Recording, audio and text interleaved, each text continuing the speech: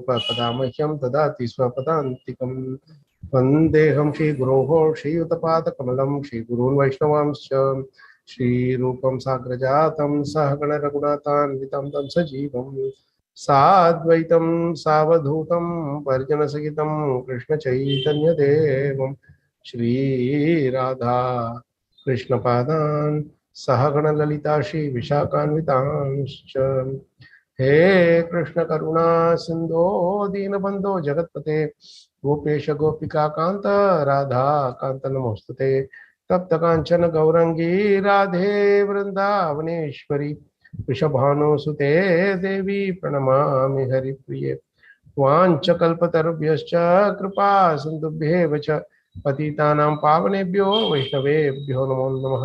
जय श्री कृष्ण चैतन्य प्रभो नित्यानंद श्री अद्वैत गदाधर श्रीवासादि गौर भक्तवृंद हरे कृष्ण कृष्ण कृष्ण हरे हरे हरे राम राम राम हरे हरे मुखं करोति वाचालं पंगुं लंघयते गिरिं यत्कृपातमहं वन्दे श्रीगुरून् दीनतारिणं श्री परमानन्दमाधवं श्री चैतन्यमीश्वरं नमो विष्णुपदाय कृष्णपदाय नमो विष्णुपदाय कृष्णपृष्ठाभूतले श्रीमते भक्ति वेदांत स्वामी नामने नमस्ते सारस्वते देवे गौरवाणी प्रचारिणे निर्विशेष शून्यवादी पाश्चात्य देशतारिणे हरे कृष्ण प्रभु माता जी stand out pranam. Let me share the screen.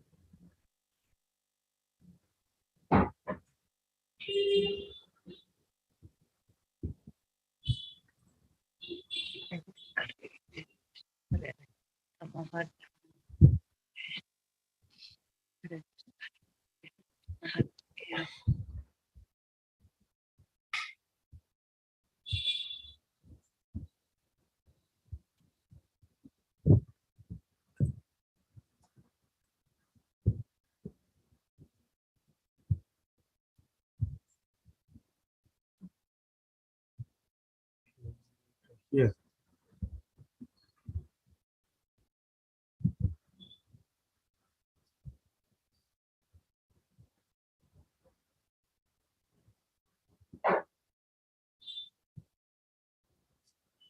So we were here, an overview of the three main categories under which we had classified the 10 different study methods, right? So we will get into each one of these today with some the pros, cons, the do's and don'ts that need to be taken care of while following them to get the best result as output, right? So we will quickly go through. I will anyway be sharing these slides with you so you can go through this at your leisure and come up with more questions tomorrow, day after, whatever. So just we'll go at a little faster pace. So there are, out of the 10 different methods that we had, the first thing is the sloka recitation. And how do we do this? It's a simple thing. We recite the slokas in sequence with proper pronunciation. Like say, for example, if you have to take, say if I say, which one is that? Let's say Kunti prayers. Starts from verse 10.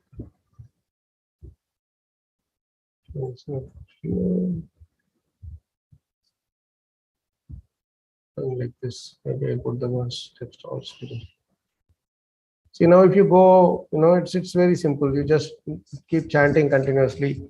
Kunti uvacha namasye purusham twadhyam ishwaram prakrite param alaksham sarvabhutanam antarbahir avastitam maya javanika channam ajnadokshajam avyayam na lakshase mudadrisha natho natya daroyata. 1 second.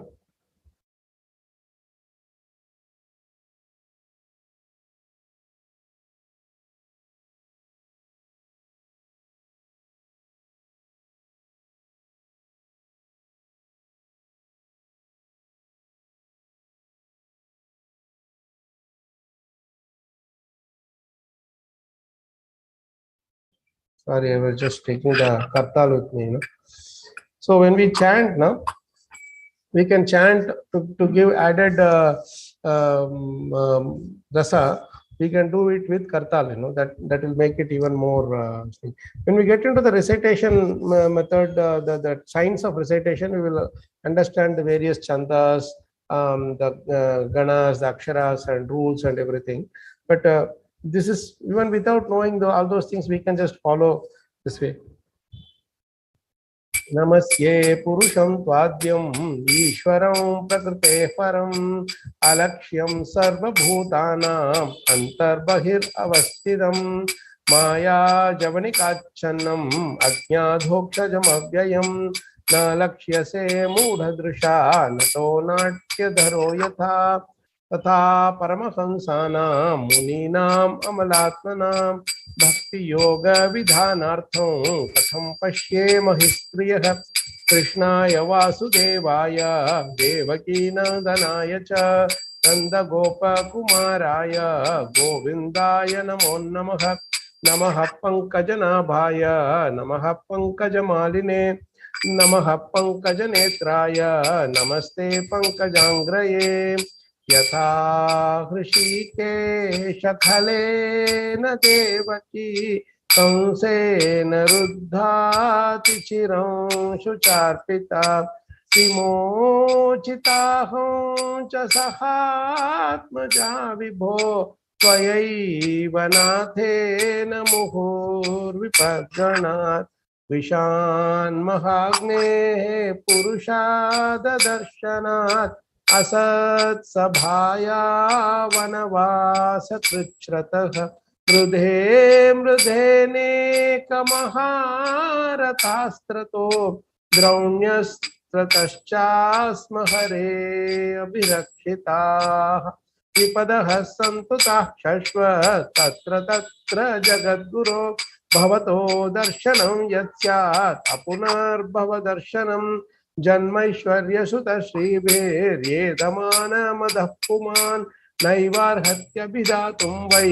त्वामकिञ्चन गोचरं नमो अकिञ्चन वित्ताय निवृत्त गुणवृत्तये आत्मा रामाय शान्ताय कैवल्यपतये नमः मन्ये त्वां कालमीशानम् अनादिनिधनं विभुं समं चरन्तं सर्वत्र भूतानां यन्मितः कलिः न वेद कश्चित् भगवंश्चिकीर्षितं तवेहमानस्य नृणां विडम्बनं न यस्य कश्चित् दयितोऽस्ति कर्हिचित् द्वेष्यश्च यस्मिन् विषमामतिर्नृणाम्. Like this you can go on, But you might have noticed that when the tunes change, I change the beats also. So the tunes depend on the chandas, and the chandas they depend on the aksharas, how they are built. We will get into that science as we go along. But this gives a very beautiful feeling, is with proper pronunciation, proper meter and tune, and then we sing lovingly with bhav. Then we can get the experience of the touch of the association of the Shabda avatar form of Krishna, So adding the kartal, or if you have harmonium, if you are expert in harmonium, you can add harmonium. You can play with mridanga harmonium also, because this is also kirtan. Kirtan does not mean only Hare Krishna Mahamantra. Kirtans can be done with the shlokas also. So that is the thing. So what are the benefits that you get from this? The touch of Krishna in his sound vibration is really awesome. It's a beautiful experience which we can experience only when we are there. Especially when you are doing as a group, it takes it to a totally different level. This various shlokas. There are some few major tune meters only in Bhagavatam which you can learn in no time. And that's why it is, even without understanding the meaning, it has a hypnotic effect.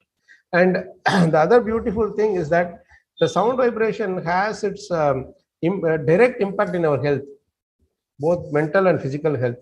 Because you must have heard about that experiment that a Japanese scientist did it in the water, right? With the different kinds of sounds that he played on that water, and how the structure of the water kept changing.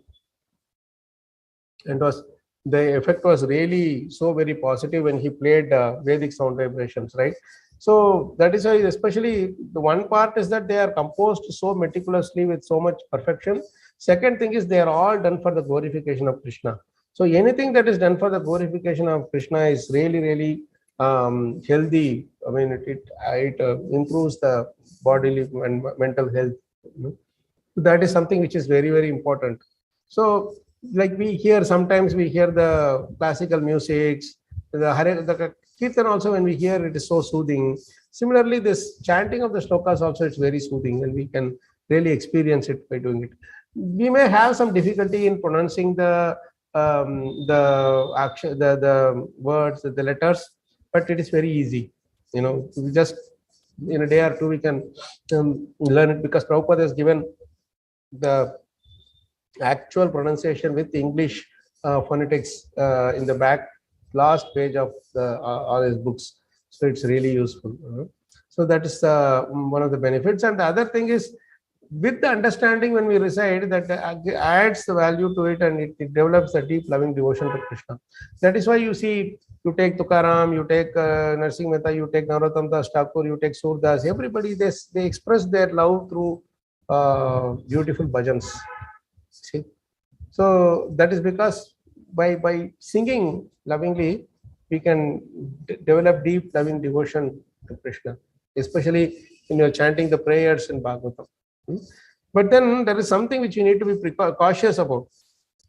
If you simply do it without any proper bhav, then we can get into a ritualistic mood. And then it becomes like, okay, today I have to chant for 10 minutes, let me just do and get on with it. So that is not, that doesn't build on that bhav. And then the next thing is that we will go to the other extreme. We will go into meticulous thing about meters, tunes, and everything, and then we will neglect Krishna's association in the form of Sabdarup. So we will not enjoy that. We will say, no, there is one swara here missing, one swara missing there, here one beats is missing, here one this thing is missing. If we get into those kind of technicalities, then we will lose the essence. So to what extent we should have these some of them are really expert in learning Sanskrit or learning the tunes, meters, music, raga, everything.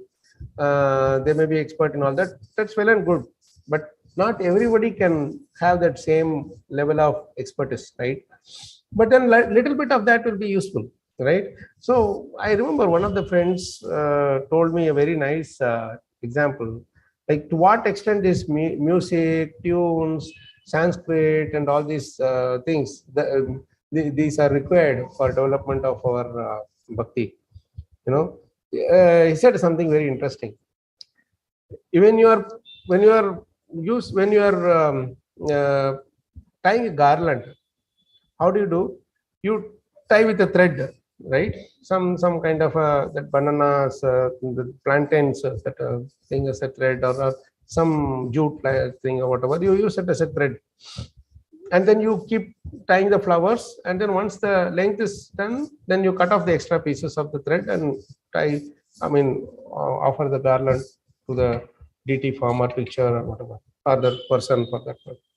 So in this, the flowers are like the devotional bhav, and the thread is the medium with which we are expressing that bhav, like the Sanskrit, ragas, music, tunes, chandas, all kinds of things. So how much of the thread do you need? Only to the extent of your garland.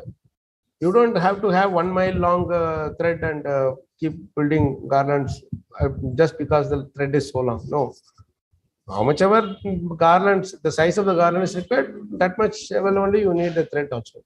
So to that extent, we learn these basics, and then we will go and get on with it. Otherwise, we will get too much into these technicalities that we will forget the reason we actually started this. What is the essence of the whole thing? That is very important. So then the next thing is, we should not recite without understanding the underlying meaning. Then it can lead to boredom, and we'll lose the taste. And the last thing is, the recitation should assist in enhancing our Krishna Prema, not overshadow it. We should not become too much caught up in the recitation things here, there, and all that technicalities. It should, main thing is to build the Krishna Prema in us. To that extent, we can do this. And let's go on to the next one. Here we talked about the running reading. Running reading, reciting shlokas. Now we recited only the shlokas. In this part where we will do the running reading is recitation. Continuously you recite the shlokas, then continuously you recite the translation. Or you can do sloka translation. That is also fine. Or if you can't recite the Sanskrit, you are not aware of the Sanskrit this thing, then you can read only the translation like a story, like we did yesterday. That our Nabaga's story, right? Just only the translation. Like that, we can do that. Again, here you do it in a sequence with proper pronunciation. Don't, because these aksharas are actually non-different from Krishna, so we should not be too careless about it. And then when we are reading the translation, we should appreciate Prabhupada. We should be very grateful to Prabhupada, because the shloka could have been translated in so many different ways, but Prabhupada has done it in such a way that it enhances our bhakti. So Prabhupada's realized translations these are. So we have to release the Prabhupada's realized translations as we keep going. And then most important is make it a consistent service. In all these processes, consistency is a common keyword. If you miss out someday, then we'll be lost. So at least make sure this translations, if you read in the running reading, if you start on Jan 1st, then you can finish on November 30th, the entire Bhagavatam, 335 chapters, 11 months, you can complete it. Then we can go start the next round the next year. Like that, we can keep going on, So this is the process. And then we will, by doing this process, we'll be able to understand the nuances and appreciate Prabhupada's translation better. And the duration I told you, it gives us a lot of confidence that in 11 months I can do one round of translation, one round of Bhagavatam. This is of course running reading, not the deep reading, but still something is better than nothing. And then we can, when do the translation continuously, the advantage is that you can get the connection between the slokas. This happened before, this happened next, this happened next, like that we can get the connection. Then we will have these questions like, hey, why did Nabaga do like that? Why did Nabaga do like this? Why did Shiva came and here? Like this, questions will come. For these things, you'll get the answers also. Again, don't do it in a ritualistic way. When you read the translation, write down the salient points and notes. Otherwise, they'll just go up in the air. Then keep on fine-tuning the austerity. No, don't keep doing it like every year, once mechanically we'll do. No. When you're doing the notes, keep taking notes at different times, you different types, I mean. One day, one round you do the translations. One round you get 1 or 2 points from the purport. One round you get only the word for equivalent. Just take those word for equivalents and put your notes there. Keep different notes for each of this. That way, it will be very, we will develop that natural taste for the Prabhupada's message. Okay. So the next one, again, same running reading only, but verse to purport in sequence. We read all of them in one thing. So here, you just keep reading the translation and purports in a flow. Don't go like this thing. And make note of important texts. Keep your notes organized and clean. And when you are reading the purport, read it aloud. That will give us much more tangible connection with Prabhupada. And, when you are getting stuck in some translation, the benefits you get is like when your translation is not, you can't understand much, Prabhupada's purports will reveal the meaning there. And Prabhupada has always told that these purports are my transcendental ecstasies. So when we start relishing Prabhupada's purports, that is the success of our study. There is nothing more needed. We should learn to enjoy Prabhupada's purports. It gives a fulfilling feeling of associating Prabhupada in his Vani form. And one thing that you have to be precautious about is that many times when you get into the purports, we will get deeper into it and we'll lose the thread of the translation. So this is a running reading. Remember, what we will be doing there is deep reading. There we will be getting into more deeper into each and every line and reading in between the lines, etc. So don't lose the thread of the chapter's flow, and then do not procrastinate writing down notes. Don't delay. Our laziness is the biggest villain for us. and then keep referring to the notes whenever possible. All these are about running reading. Now we are getting into the deep study thing. In deep study, we talked about 5-6 different types of 5 different types of methods. Yeah, last one is group study. That's a separate one. So here, deep study is a very important thing where we will have a lot of depth in it. So when we recite the words clearly, bisect it, how one word is connected to the next word, read the synonyms, go back and forth between two the words, translation, equivalents, again, go back and forth, then you will get some idea. Then study the translation carefully, note on important phrases. Then when you study the purport, here you study slowly. In the previous one, you read it in a normal pace, like a normal reading. But here you have to read slowly, line by line. In this process, you may end up just reading only one sloka in a day. That's all right. But this is deep reading, please understand. And take out practical points, meditate on them deeply. Here we are more concerned about taking out the practical points from the for our applying in our day-to-day life. So this is the thing, and benefit. This is a traditional method of study, it gives the complete understanding of the chapter. Because we are not missing out anything and going deeper and deeper, it gives a very deep, fulfilling feeling actually. And then every canto has a purpose, every chapter has a purpose, every verse has a purpose. So we will get a consolidated perspective of all of them. And then this will be slow in nature. Don't be discouraged. It is by nature, this study is slow, but it is a most relishable process. And then do it as a daily exercise. Do 1 or 2 verses like this. One side you keep the running reading going in parallel, another side you get to the deep reading going in parallel.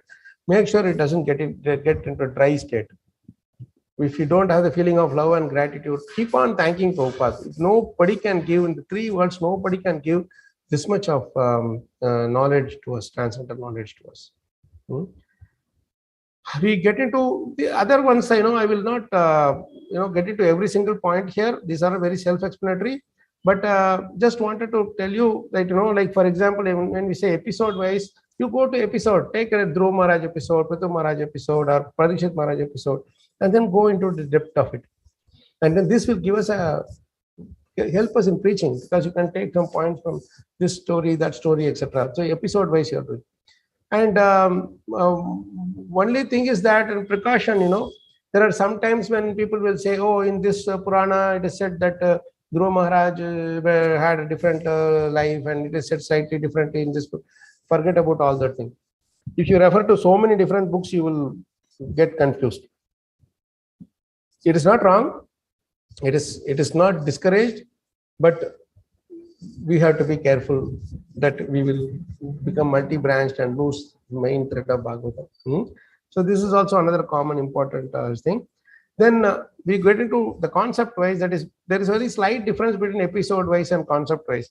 When you do episode-wise, you only take that particular episode, like Bali Maharaj, Prahlad Maharaj, and then you get into the depth of it and form a complete idea, concept around that, what all things are covered there, etc. But when you go to concept-wise, what happens here is you take a particular concept, sorry. So you take a particular concept like humility, gratitude. These are all spread all over Bhagavad-gita, Bhagavatam, So but it will be in different dimensions of same gratitude will be expressed in one way by Parikshit Maharaj, one way by Ambarish Maharaj, one way by Bali Maharaj, etc., etc. So we can consolidate all those together and prepare nice notes, nice material. That's a very beautiful thing. And this can end up in nice research article, research paper, white paper. You can write on, say, how humility is expressed in Bhagavatam. This is delineated in Bhagavatam, like that. Again, keep organized notes, neat organized notes. That's one thing. Then we talk about another interesting, unique this thing called question answer based.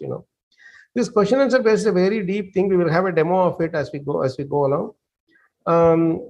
What we do is, there are total 360 plus questions in Bhagavatam. Like Rudra asked Maitreya, Parikshit Maharaj asked Sukadeva Goswami, Shaunaka asked Suta Goswami, etc. So many different types of things all through Bhagavatam. Total 360, 370 questions are there. You can list all of them. And while you are listing all of them, then the next step you do is you take one question and see what is the answer given. Vidura is asking question, what is the answer Maitra Muni is giving? Devahuti Mata is asking question, what is the answer Kapil Muni is giving? Compare and contrast, and then develop your own notes. This is a very, very beautiful, this is one of the most beautiful, unique exercise.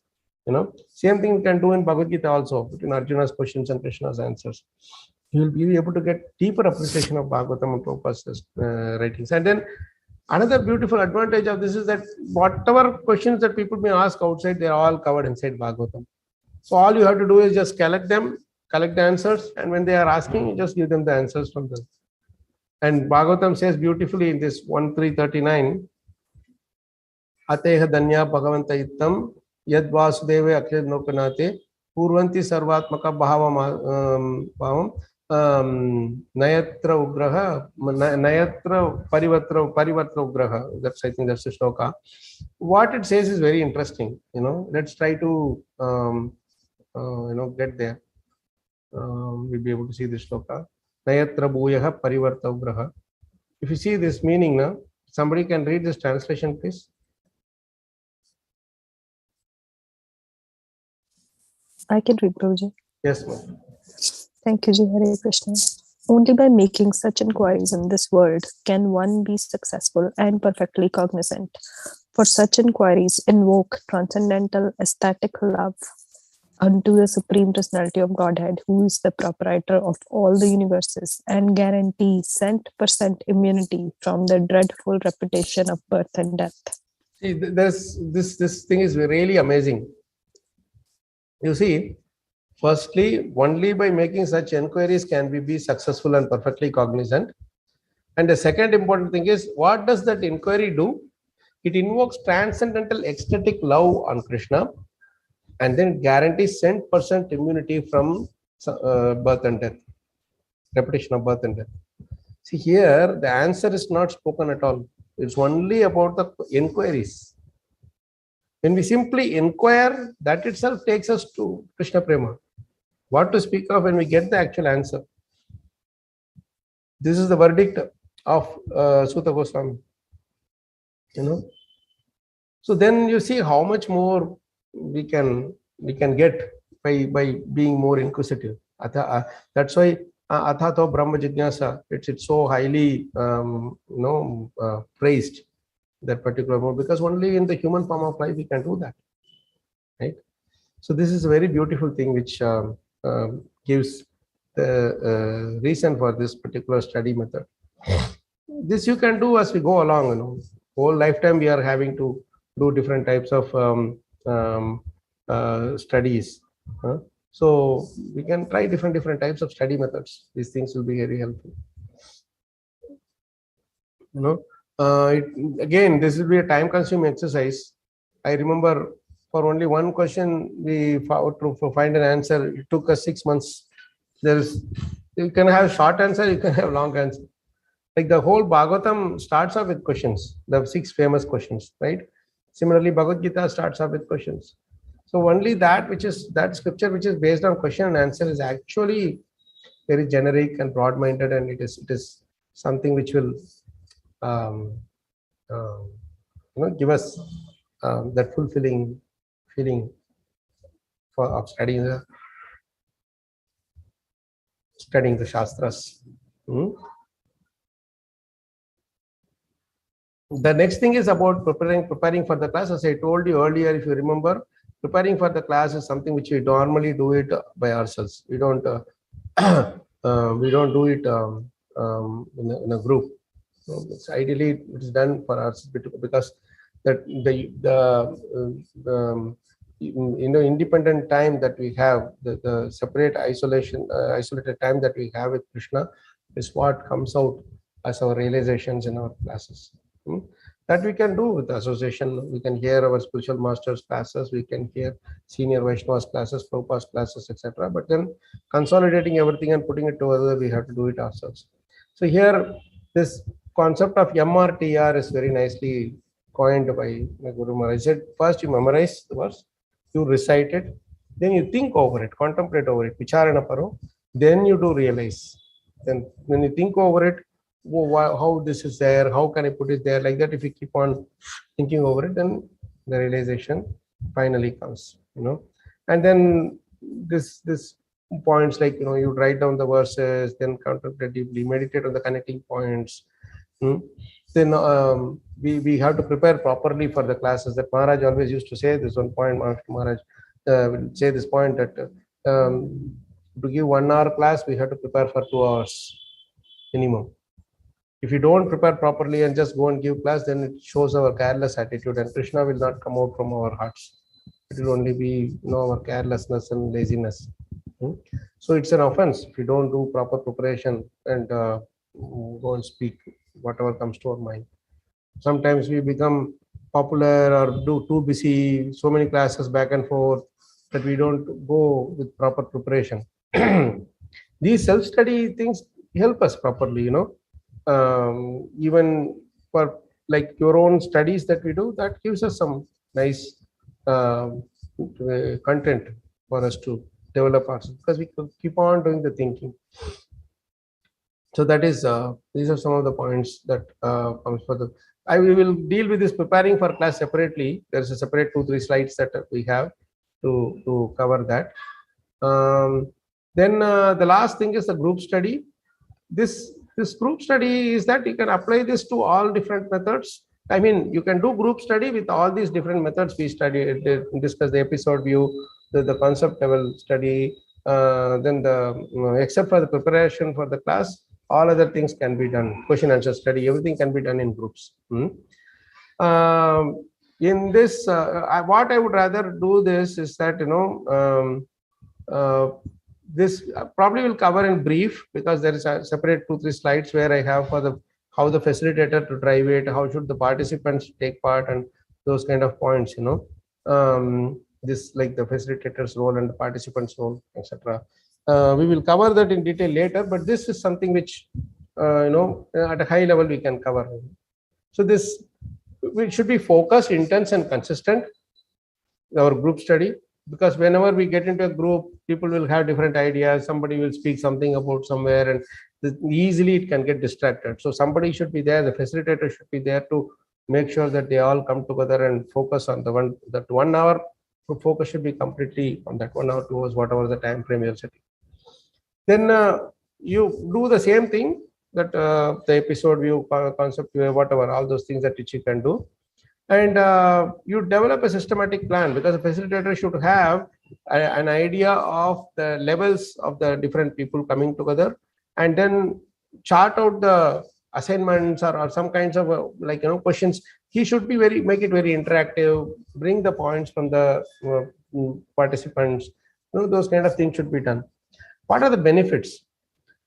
This is a very, very, very important thing that we should understand, like how you people are doing. It's an amazing thing that every single day, 9 to 10 IST that you are doing, coming together from whatever part of the world, just reading some part together. That is a beautiful service that we are doing. This may not be glorified all over the world. This may not be glorified in every single center or announcements made and all those things. But then it will please Krishna. It will please Guru and Krishna. It will definitely please Prabhupada. Because this is exactly why he wrote these books. This is the only reason he wrote these books. Otherwise, he didn't have to. He said, I did not write for marketing and sales. I wrote for everyone to take up this thing seriously. So when we, as a group, when we discuss and answer the question, kind of discussion like that, then it's the best experience we can have. This Bhagavad-gita, Bhagavatam study circles that we have, it's a rarity even within our movement. People come together and just say, okay, come on, let's go here, let's go there, we'll have prasadam, we'll have something here and there, and then we move away. We don't have that real sangha, why we are all supposed to come together to do Krishna Katha, to exchange ecstasy, machitta madhyata prana bodhyantaha parasparam. So the loving relationship which is based on this platform of serious study of Bhagavatam, it lasts longer because we understand each other much better. We give benefit of doubt to others in a better way.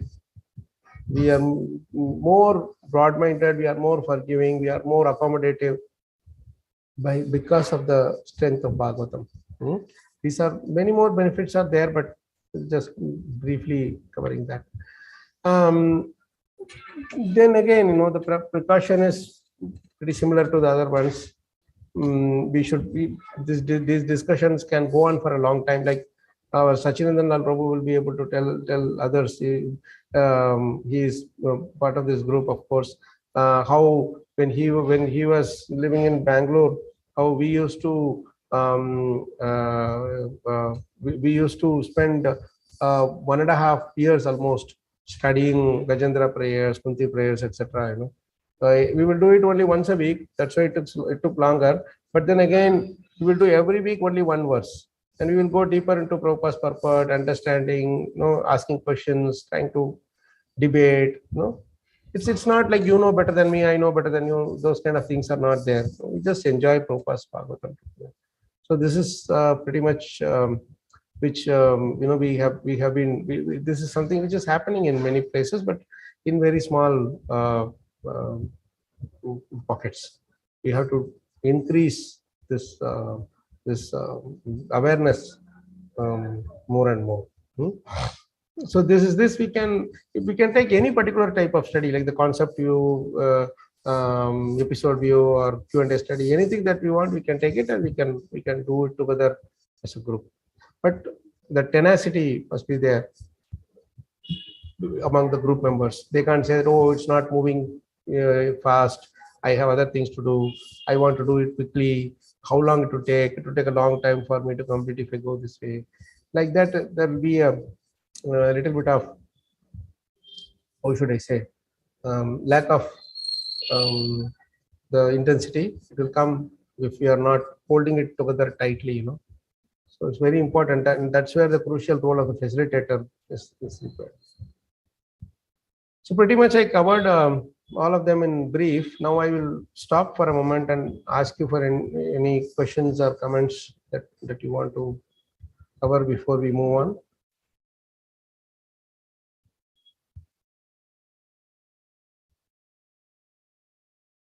Yes, Anumataji. Hare Krishna, Prabhuji. Yes, Prabhuji, one question I have. With Madhusevika Prabhuji's mercy, we are actually reading Bhagavatam every day, where we are doing the way we are doing is a deep understanding verse by verse. Right. But for beginners like me, so when it comes to Swadhyaya after the class, what would you recommend as the best method for somebody like me who's very beginning? Like this is the first time I'm reading Bhagavatam. How should we take it? One thing that my Guru Maharaj always used to tell us is that, after the class, how much time you are spending defines your seriousness. Like the student, for example, the teacher is writing on the board something and asking questions or speaking, giving the lesson, whatever, teaching. And when he leaves, the serious student will go behind him and ask, you said this point, can understand this thing better, or like that. Or he will go to his room and ask more questions on, or how can we improve and how can I improve further, like that, right?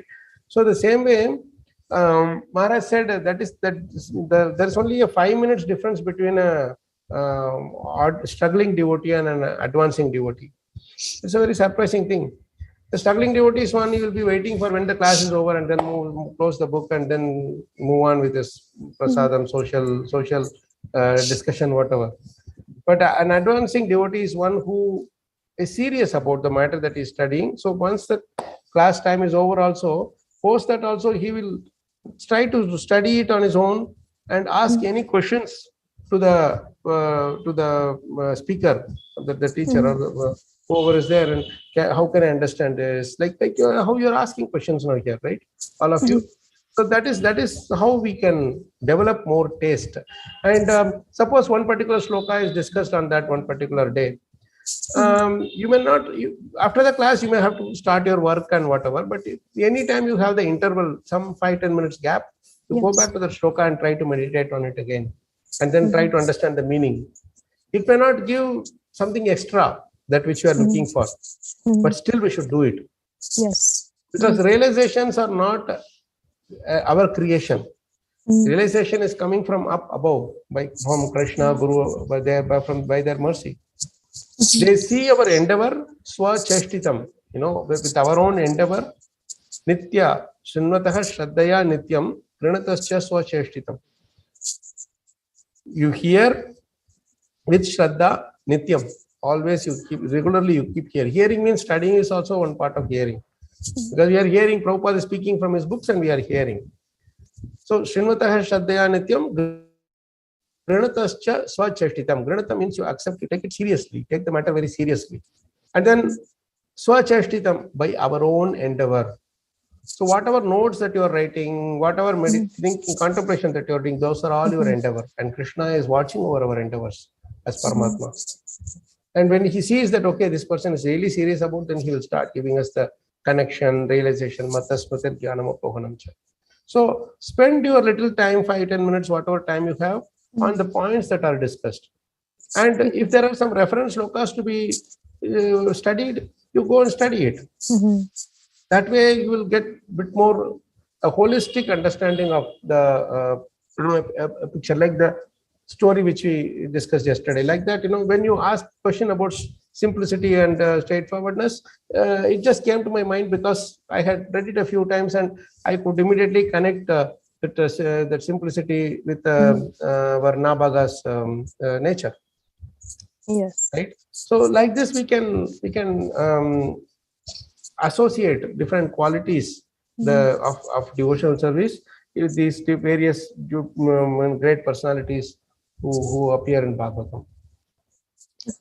So that way, these are few things, Mataji, and really, I am so glad that you all are doing so well, because it's very next to impossible to sit with Prabhupada books and study for some time, even within our own movement, where we have the monopoly of being Prabhupada's direct students, right?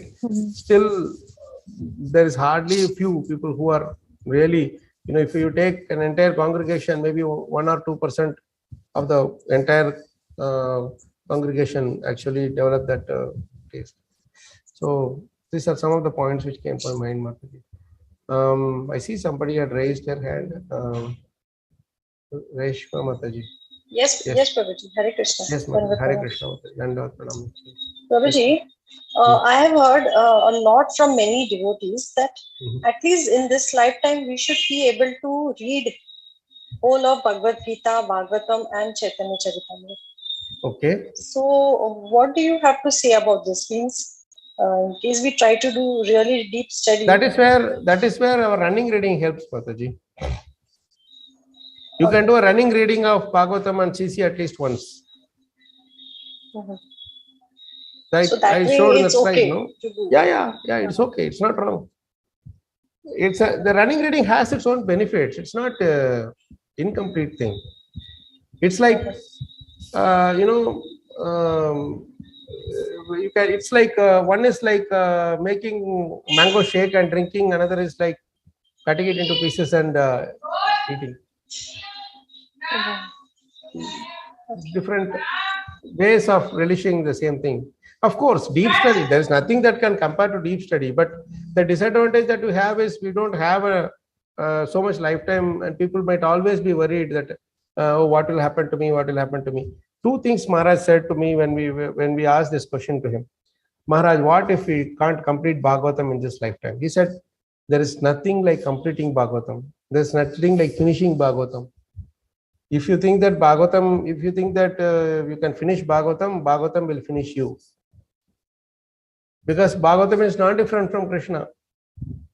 Since Krishna is unlimited, Anadir Adir, we say no, Govinda. Ishvaraha Paramaha Krishnaha Satchidananda Vigraha Anadir Adir Govinda. He doesn't have a beginning and he doesn't have an end also. So the same way the Shastras also don't have a beginning or an end. As a book, there might be some beginning cover and ending cover, but actually there is no end or beginning for Bhagavad-gita. See? So it's next, we should not even think of finishing it. We should just think of enjoying it, relishing it, that's all. Right? And the second thing is, it doesn't matter if you don't complete Bhagavatam in this lifetime. Suppose you are studying Bhagavatam seriously, but in the middle we die, or we have some illness because of which we can't study anymore, or old age, or whatever comes in the way. But that is not an issue at all. Whatever we did in this lifetime, sincerely, that is complete in itself, even if it is appearing to be incomplete. Get me? Like Prabhupada always expressed his desire that I wanted to complete this Bhagavatam in my lifetime. But he couldn't do it. He did only up to 10th canto, the first part, whatever, the few chapters, up to 13, 14 chapters, whatever. But that is not incomplete. That is complete in itself. That is why Krishna arranged for the rest of the chapters also to be complete and made it as a complete book. Otherwise, we will be only distributing 10 cantos or 9 cantos till now. But the thing is, Yes, Prabhuji. whatever he did, even though externally it may look incomplete, it is actually complete because Krishna is pleased with it. It's the best example you can take. Reshma Mataji is the Prithu Maharaj's 99 sacrifices. Isn't it? He started off with the ambition of completing 100 sacrifices. Up to 99, everything was smooth. The 100th sacrifice, Indra started creating troubles one after another. Right? What did Brahma and Lord Vishnu come and tell Prithu Maharaj? They told him to stop chasing this Indra because he's creating more and more ruckus when he stopped from his thing. He doesn't want Prithu Maharaj to complete the 100th sacrifice. So Prithu Maharaj was counteracting. In that process, he was also developing the qualities of Indra. Then both Brahma and Lord Vishnu, they came and advised him, let your 99 sacrifices be the 100 sacrifices. I am telling you that your 99, I am considering that as 100. What is your problem? Your whole aim was to make me satisfied, right? I am telling you, I am satisfied with your 99 sacrifices. You don't have to waste your time in the 100 sacrifice. So Prithu Maharaj accepted. And by his accepting and not counteracting Indra, he pleased the Lord even more.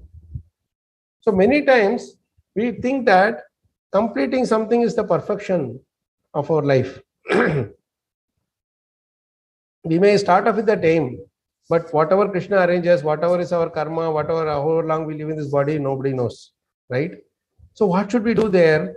We should not be running after perfection, but we have to be running after purification.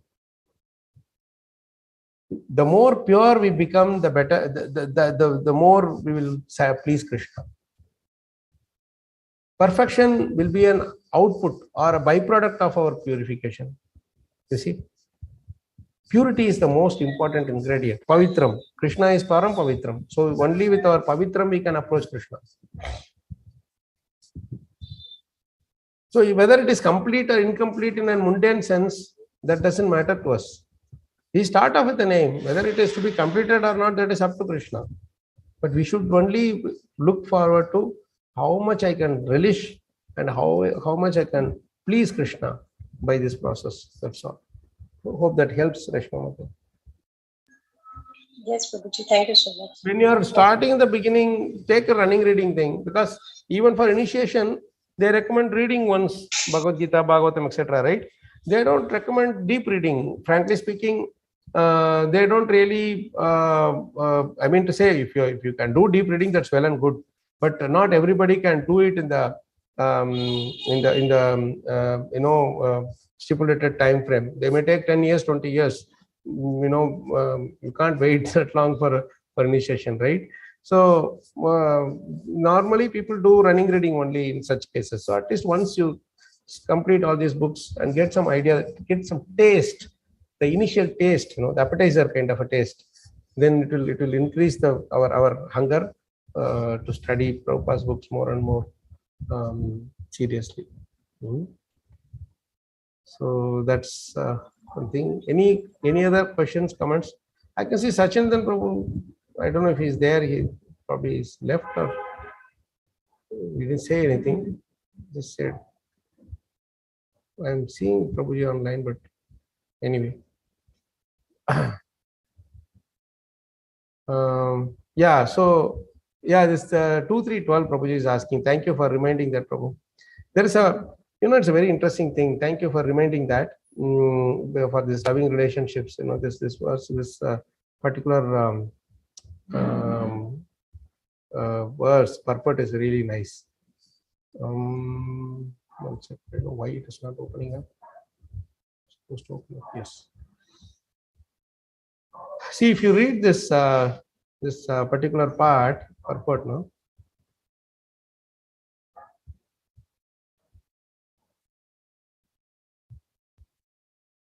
Can you please read? Maybe since Sachindan Lal Prabhu asked, he can. Yes, Prabhuji. Please you can read this first few lines of the purport. Hare Krishna. Dandavat pranam to everyone. Yes. According to Bhagavad-gita 10.9.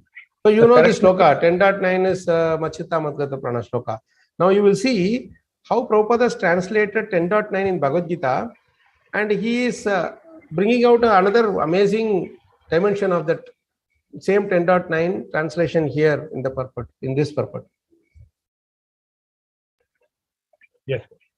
According to Bhagavad-gita 10.9, the characteristics of pure devotees are wonderful.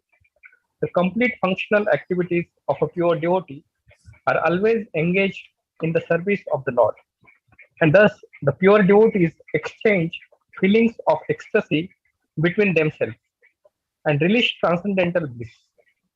This transcendental bliss is experienced even in the stage of devotional practice, sadhana avastha, if properly undertaken under the guidance of bona fide spiritual master.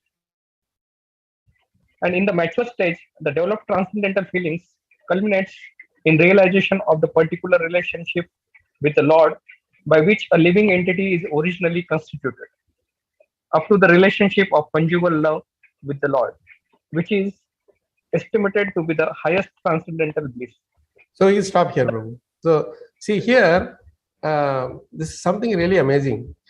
Prabhupada brings out some phrases, some amazing phrase which he didn't reveal in the Machita Madhya Prana translation. There, he has given a beautiful dimension there separately.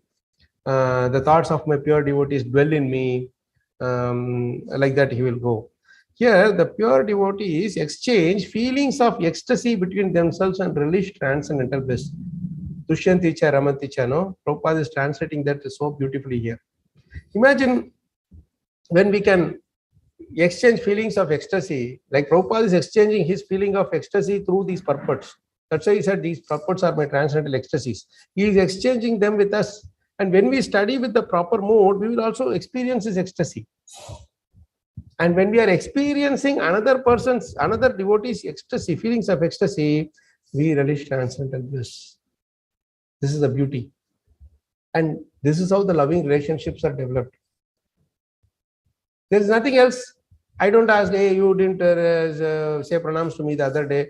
I came to your home, you didn't give me proper prasadam. You didn't give me this there, you didn't help me there. And all those kinds of complaints and all, nothing will make sense to us there. Because we are connected on the transcendental platform. Our connection is at that level, not on the mundane modes level. You see? So we don't care whether he respected us or not, whether this person is fed us or not, and followed etiquettes or not, nothing. We simply exchange feelings of ecstasy and release transcendental bliss. This is what we should be looking for, Prabhu's Mataji. Today, if I read something, am I able to share my understanding or my bliss of reading that particular, say, sloka, purport, whatever it may be, with someone? That is what defines our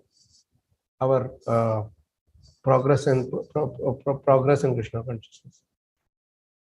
Are we having somebody like that with whom we can do this? Anytime we call somebody, yes, Prabhuji, how are you? Mataji, how are you? How are your children? How is your parents? How is your job? How is your home? How long will this stay? And what is the real use of asking? Of course, we have to ask out of love. But every single time they are asking the same thing, what is the use? Instead, have we asked Prabhuji? I read something very nice. Can I share this with you?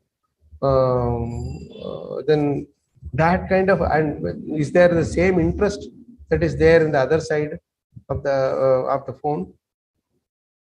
That is very important. If that person says, Prabhuji, is no, sorry, Prabhuji, I don't have time, we will talk some other time. Nowadays, wherever you go, how much of a devotee relationship we talk about? It's a serious question that which we should introspect ourselves as a group. Any dham or any yatra, anywhere you go, it's all about, okay, where is the next prasadam? Where is the next kirtan? Where is the next this, that's there? That's all. Even when we go to the dham, we don't sit and we talk about, say, some of these transcendental topics with the local people there, or even amongst ourselves there. Why don't we sit there? That's what the Shadukova Goswamis were doing. They were exchanging feelings of ecstasy between themselves. That's why you see the Chaitanya Charitamrita was completely wet, and all the letters were washed away by the tears that were flowing from the devotees who were reading those copies. How much Chaitanya Mahaprabhu was exchanging the feelings of ecstasy with the Shad Goswamis, Swarup Damodar Prabhu, and then Haridas Thakur, Narottam Saravar, the other Panchatattwas, and all of them. This is really the essence of our devotion. And that's why when the transcendental knowledge in relation with the Supreme Lord is exhibited, then our relation, Krishna will fix our relation with all the other personalities.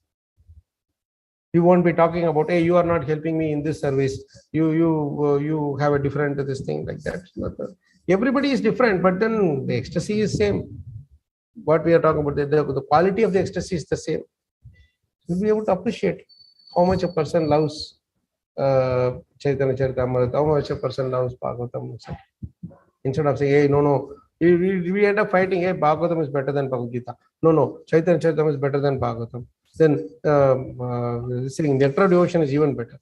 Why waste your time and talk about which is better and which is not? Everything is Krishna. All these are Shastra deity, Mantra Murti. So, Sachandra Prabhu, I hope this helped. Like this, we have to take out. This is one of the exercises that my Guru Maharaj told us many times, that the verses from Bhagavad-gita and Bhagavatam also, Prabhupada quotes in different places, but he gives totally a different paradigm or different dimension of meaning to those same shlokas. Like this is one particular example here. Like this, in many places, you will see Prabhupada quoting, paraphrasing the meaning in a slightly different words. And he said, you have to collect all of them and keep them together and do a nice study, research. So much unlimited opportunity is there to do research promotion. So this is where we are really grateful to Prabhupada, for giving us an ocean of content for us to relish and serve Krishna. Thank you very much, Prabhuji. Thank you so much for bringing it over. And yeah, it's very important that this can be released even in the sadhana stage. Yeah, that's a beauty. This even in the sadhana stage, it helps us, and then it culminates in with the maturity of our relationship with Krishna in the eternal state. You see, Prabhupada is the only one who gave so much hope for us that even in the sadhana state, the protection is there for us. In another place in Ambarish Maharaj's story, he will say very clearly that this protection that Krishna gives to the devotee is there even at the sadhana state, not only when we are completely purified. He gives such a nice, courageous hope for us. Thank you, Sachinandan Prabhu. Really nice question. I might have missed that point. The reason why I put that quote there. Any other points, questions, comments, realizations?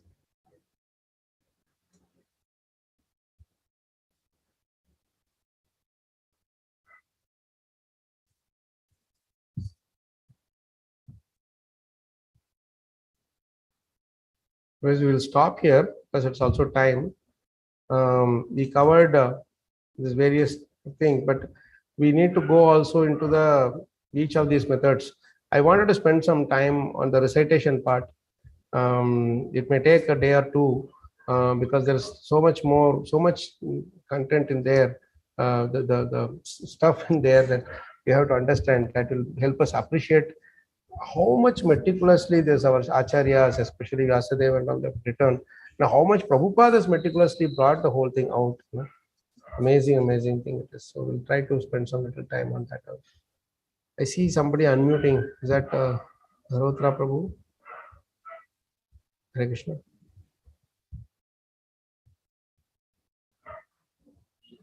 It's like you might have unmuted by mistake. Anything else? Yes, Samashwari Mataji. Hare Krishna, Prabhuji.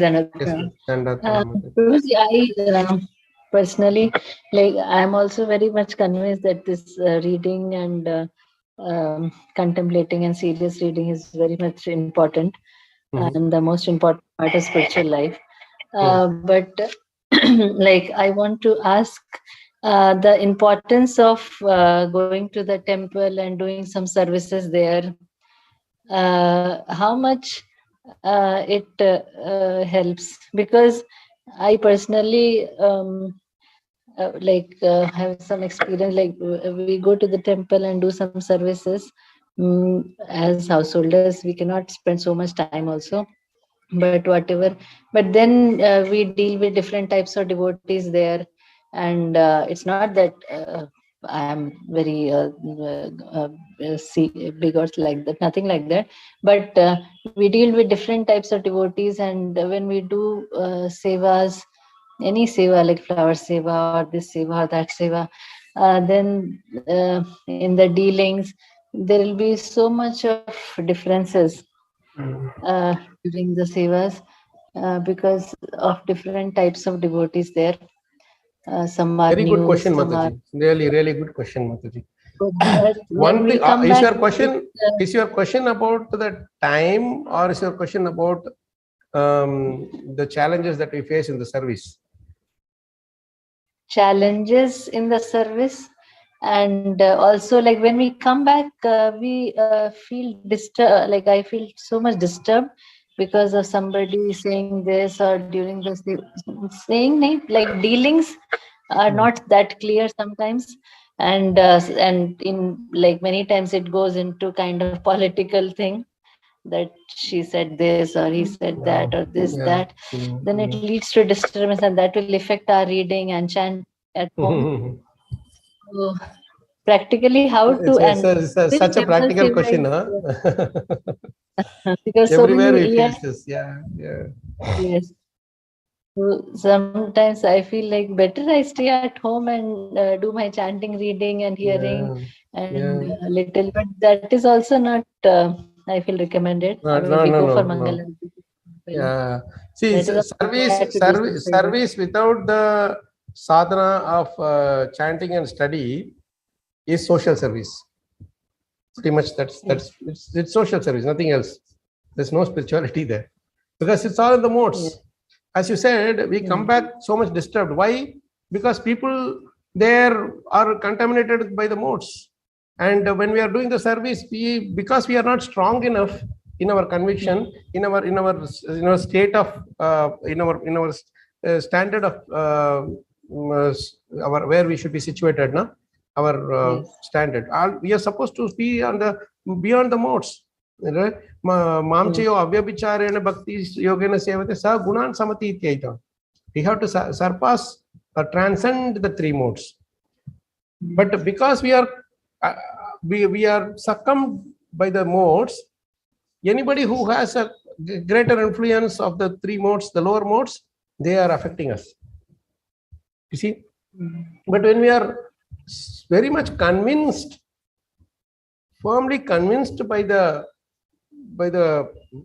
writings of Prabhupada, and then our character will develop based on those writings. Our character will get transformed. That's when we will not react to anybody's say this politics, that thing, those things. We will not react to them. It will not even enter into our heads, and it will not even disturb our sadhana. provided you give that consistent time every day. And it's like, if every day you are brushing the teeth, it is not a big endeavor for us to brush the teeth. But if you don't brush the teeth, you will feel like something is missing for the whole day, right? Yes. It's like that. So our reading of Prabhupada's books or study of Prabhupada's books also should be like that. It should not be done only for some classes, only for some, hey, I have to, this person asked me a question, okay, let me study and I'll give the answer. No. Irrespective of anything that comes to our thing, this is our alone time with Krishna, lonely time with Krishna. We should never miss that appointment with Krishna. Right? This is like one-on-one appointment we are having with Krishna and Prabhupada. Where will we get that? Right? So the first part is this service without attachment to chanting and study is social service. Similarly, study without seva is also dry speculation. Nothing else. We can't simply say that, oh, I will just sit at home like a Babaji and study. I will not do any service. That is also not worth it. Because whatever we may be reading, because nobody comes and disturbs us, we won't have the threefold miseries except for our own hunger, thirst, and sleep. I don't think other major problems will come. So where will you go and exhibit or attempt to test your resilience? You see? Our resilience will be tested when we are put in the middle of 100 people and they ask us to do some seva. Our reticence, our conviction in the Shastras, conviction in Bhakti, all these things actually they are there. So in order to test us, in order to test our conviction in seva. Irrespective of whatever other people may say, I have to do this seva at any cost. That conviction we should have. That conviction comes from our strict sadhana of studying Prabhupada's books and chanting. When we do that properly, then our whole service will be based on that transcendental platform. Then we will be very happy. Just put on some lecture of Prabhupada or some kirtans and continue your seva. You're nothing, whatever people may speak, it will just go into this side and come out of the other side of the ear. That's it. And we will be so much satisfied and content with our seva. We will not unnecessarily compare, oh, that person is distributing 1,000 books, this person is distributing 10,000 books. I am not even distributing one book. No. Whatever service within the time that you are allotted, you are just doing it. If everybody goes out for book distribution, who will take care of duty? Who will take care of the kitchen? Who will take care of the visitors? Somebody should be there to cook. Somebody should be there to do duty service. Right? So every service is required, and we cannot lay our hands on every service. That is also a false ego. If I think that, oh, I have to do chanting, I have to do deity worship, I have to do cleaning, I have to do class, I have to do everything, that is not possible. That is why Prabhupada formed this community, devotees community, so that everybody can be engaged, isn't it? So at some point we have to give others our service, and then not that I am fanatically attached to my seva. Give others an opportunity to do that same seva and move on to some other seva. Prabhupada said that. Otherwise, in the material modes, if you are lower modes, if you are doing service, you will not let anyone else do the service. I am the only one who will do this service. You will have that mentality. That is also, that won't please Krishna too. Yes. In that process, you will disturb so many other people. So it's such a nice seva, the study, chanting, all the other things, everything put together. But because of our three modes, our lower modes, that we disturb other living entities by our service also, which is a pathetic thing, It should not have happened, but that is what happens eventually. So we have to always introspect ourselves first. Whenever some problem happens, we should introspect ourselves first. That is what Bhagavatam teaches us. When Parishit Maharaj was cursed by this Brahmana Bashringi, he was not immediately contracting or taking that victim card. Immediately he took the step of introspecting himself. And that is why he got the mercy of Bhagavatam. You see? So Bhagavatam teaches us these qualities. And by constant touch with Bhagavatam, our qualities transform. And when they get transformed, then our service becomes easy. We don't get don't get sucked into the modes of other people who are involved there. Instead, by our platform, transcendental platform, we will elevate their standard of, which is Krishna will be pleased with it.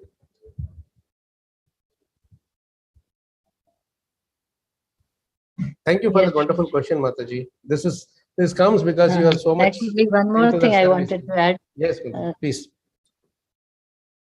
Not so much actually, but no, today only I was hearing one lecture of Radhesham Prabhu, live lecture from Ujjain, and one devotee asked some related question, and Radhesham Prabhu was telling that he was giving examples of different devotees like Parikshit Maharaj, Ambarish Maharaj, and Pandavas, that they all pleased Krishna by tolerance. Sahishnuna, they were tolerant to whatever, not by complaining or like that. He was giving examples. So this is quite related to that. So everything we do is for our purification. That should be the main motive. So yes, that is very nice. Yes, Prabhuji. Thank you so much, Prabhuji. Yeah. Narayani Mataji is telling. ISKCON says, ISKCON से निकालो, ISKCON में हो. Yeah. Really, and this is natural that we will get people with different mentalities. Different people are of different mentalities, and it is not my job to bring praise them or criticize them. There's a beautiful sloka by the Avadut Brahmana to Prahlad Maharaj. It's nice, really, So it's a nice verse. It is, My Guru Maharaj like that very much, because everybody is of different mentality. If I keep on going and criticizing somebody, praising somebody, then what's the point? I will miss the main thing, just seeing good in everybody. Yes, true. Thank you, Mataji. That was a very practical question. At the end of the day, we are supposed to transform our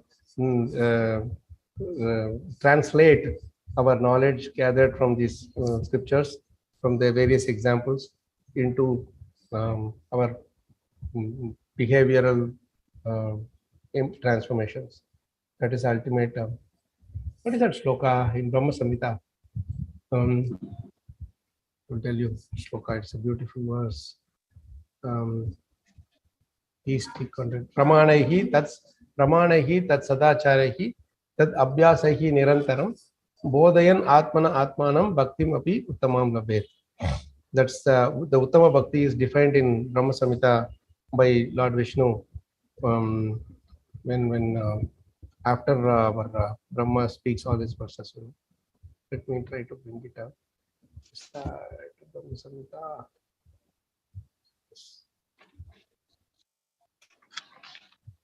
Towards the end, after he says all the chants, all the prayers, 59, verse number 59. This is the Pramanaihi tat sadacharehi tat abhyasaihi nirantaram bodhayan atmana atmanam bhaktim api uttamam labhet. This is the Uttama Bhakti. The highest devotion is attained by slow degrees, step by step, by the method of constant endeavor for self-realization with three things: help of scriptural evidence, theistic conduct, and perseverance in practice. We have to keep on persevere. Once mind will freak out, second time mind will freak out, but we should not lose hope. We should keep on trying.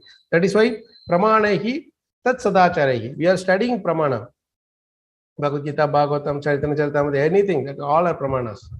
What are we taking from there? Simply Putana Lila, this Trinavarta Lila, and then tell something to make people laugh. That's not our job. Sadachar. You have to take out the Sadachar. How Prahlad Maharaj behaved when he was put into difficulty. How Parishit Maharaj behaved when he was put into difficulty. How Kunti Maharani was tolerating everything. How Devhuti was tolerating everything. Like this, sadachar we have to take. And then simply take and keep it written in the notes or leave it there. No. What should we do? Abhyasaihi nirantaram. We have to do abhyas, self, by your perseverance and practice. Nirantaram, always, constantly. And even when you do that, mind will freak out. It will say, no, I will not follow this. I am beyond all these things. This is all nonsense. Like this, mind will freak out. Then you have to preach again, Bodayan, Atmana, Atmanam. By your intelligence, we have to preach to the mind. By our Atma, we have to preach to the mind. And we have to awaken the purity in the mind. And when we do this, the mind becomes purified. It follows the orders of the intelligence and the soul and super soul. Then we attain Uttama Bhakti. We obtain. So this is a very beautiful shloka, you know. It's very, very nice to follow, and such a nice translation also to that. It's a step by step. You study the pramanas, you take the sadachars, you abhyasa, you do the abhyasa, and always you do, not just once in a year or once in a lifetime. Then even when you do, the mind will freak out, but preach to the mind, however you want to do it. You beat it, you, like Bhakti Thakur says, take a broom and beat it 100 times, and take a slipper and beat it 100 times in the morning and evening. Whatever way you want to do, you just do it. And then somehow or other control the mind and bring it under your under your shelter, under your control. Then it will listen to our thing properly. A purified mind is the best tool for us to do devotional service. An impure mind is the worst tool, of course. But purified mind is the best ever tool to do devotional service. So that way it is really amazing. So nice. So I hope that helped Shameshwari Mataji. This sloka is something which I have been meditating on. So it's like this. You take out the nectar, jewels from everywhere, you know, and then it will keep Bodayan, Atmana, Atmanam. Keep preaching to the mind. Bodayan means preaching. Hey, follow Bali Maharaj, follow this Vaman, follow this, follow that. You keep preaching to the mind. Then one day it will have to listen. You can't. It can't just escape. It has to listen one day. So that Krishna will take care. Yes, Prabhuji. Actually, in Brahma Samhita, usually we decide. We don't read these slokas. Yeah, we don't recite these slokas. That's why Maharaj used to say this very nice point that in any prayers, 3 sections are important. One is the actual prayer which we do, but then 2 other sections we ignore. What is out of 2? What is the one section? That one section is the slokas before the prayers. It reveals the mood of the devotee, or the mood in which that, like Gajendra, for example, in what mood he was praying.